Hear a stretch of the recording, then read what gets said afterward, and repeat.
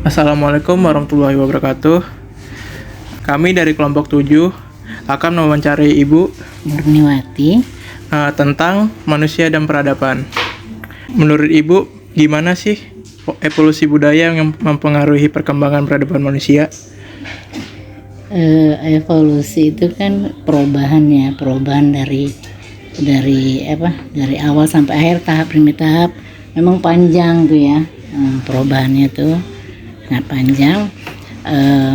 Jadi kalau dilihat dari sekarang ini begitu banyak ya, kita terpengaruh dengan peradaban lain ya. Peradaban luar. Sedangkan kita kan dari dulu zaman nenek moyang kita adalah orang yang sangat sopan, santun ya. Dengan peradaban kita itu aslinya itu santun, sopan terhadap orang yang lebih tua, apalagi dengan sesama teman ya.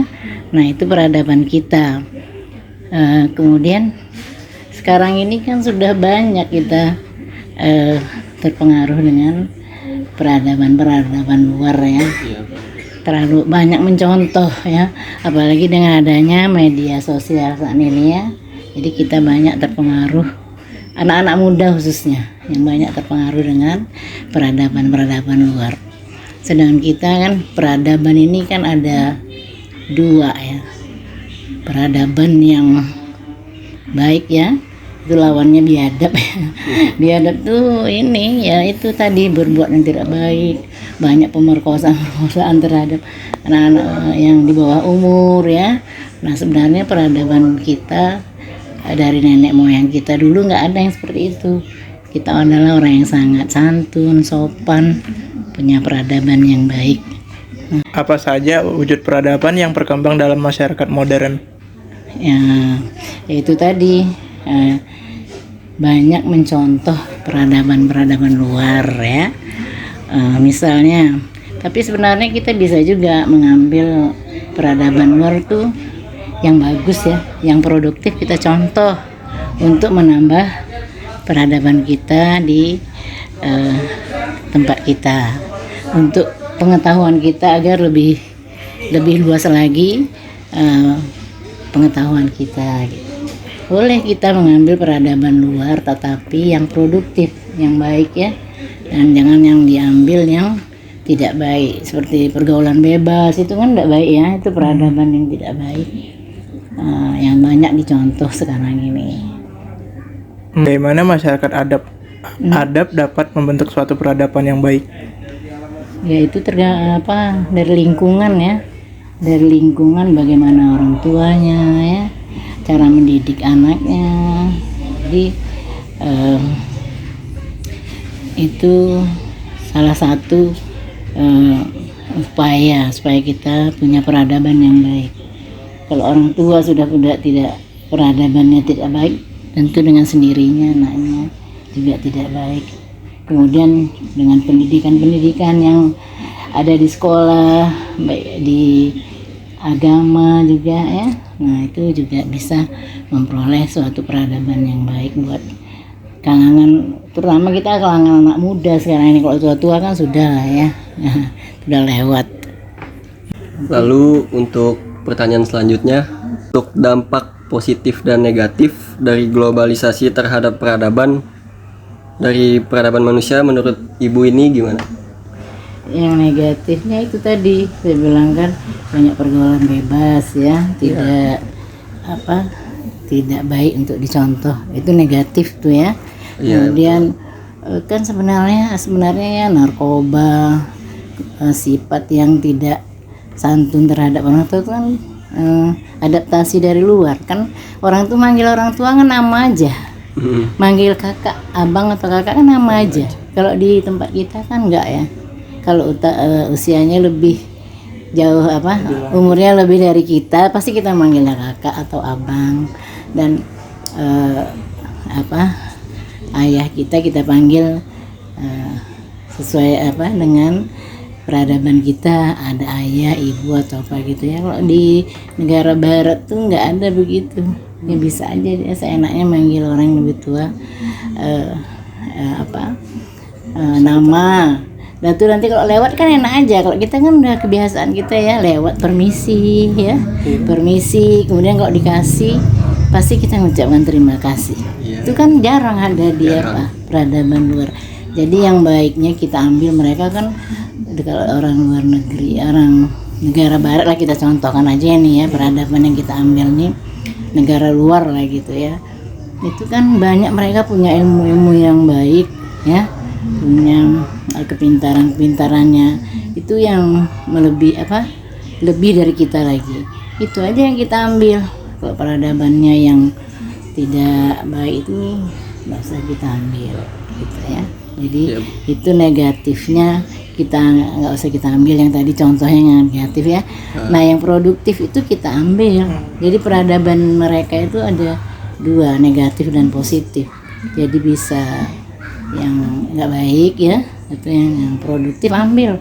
Banyak loh yang bisa kemajuan negara tuh kita ambil dari luar. Lalu selanjutnya, tantangan apa saja yang dihadapi dalam menjaga keberlangsungan peradaban global? Tantangan apa aja nih? Tantangannya tuh banyak sekali karena anak-anak sekarang kan beda dengan anak-anak dulu. Kalau minta apa-apa dengan orang tua kan selalu harus dituruti ya. Nah kalau dulu kan enggak, orang anak-anak kalau dulu kan enggak. Kalau sekarang nih melihat teman punya sesuatu ya, dia menginginkan juga. Jadi tantangan orang tua untuk menciptakan peradaban anak yang lebih baik itu sekarang ini sangat banyak. Belum lagi handphone ya, pengaruh handphone ini mereka banyak mengambil atau mencontoh yang ada di handphone ya. Pertanyaan selanjutnya, Apa tuh? bagaimana peradaban global dapat berkontribusi dalam menciptakan perdamaian dan keberlanjutan lingkungan? Nah, itu harus ada kerjasama antara stakeholder, maksudnya pemerintah dengan masyarakat ya. Jadi kalau masyarakat dengan pemerintah ada take and give ya, itu pasti kita bisa mengambil global peradaban global untuk modernisasi kan. Nah ya, kita kan nggak mungkin juga kita tradisional terus ya, kita juga mau modern. Jadi itu semua harus ada kerjasama dengan pemerintah lah ya, karena pemerintah juga nggak mau negaranya kan jalan di tempat ya, pasti mau yang terbaik dengan memberikan. Kalau di sekolah itulah kadang-kadang kurikulum berubah ya, dari kurikulum ini berubah ke sini, itu sebenarnya tujuannya untuk menambah kita supaya lebih modern lagi. Dulu kan nggak ada di sekolah pelajaran komputer, nggak ada kan. Dulu juga di sekolah. Sekarang kan dari kelas 1 udah belajar bahasa Inggris, malahan TK sudah diajar bahasa Inggris. Dulu enggak, kita SMP ya baru belajar bahasa Inggris. Baik Bu, pertanyaan terakhir nih, apa saja solusi yang dapat dilakukan untuk mengatasi masalah-masalah dalam peradaban global? Solusi yang dapat menghadapi kita ke solusi ya. Jadi kita yang memperkuat jati diri kita lah. Jati diri bangsa kita harus kita jaga, kita nggak boleh lepas dari jati diri kita ya.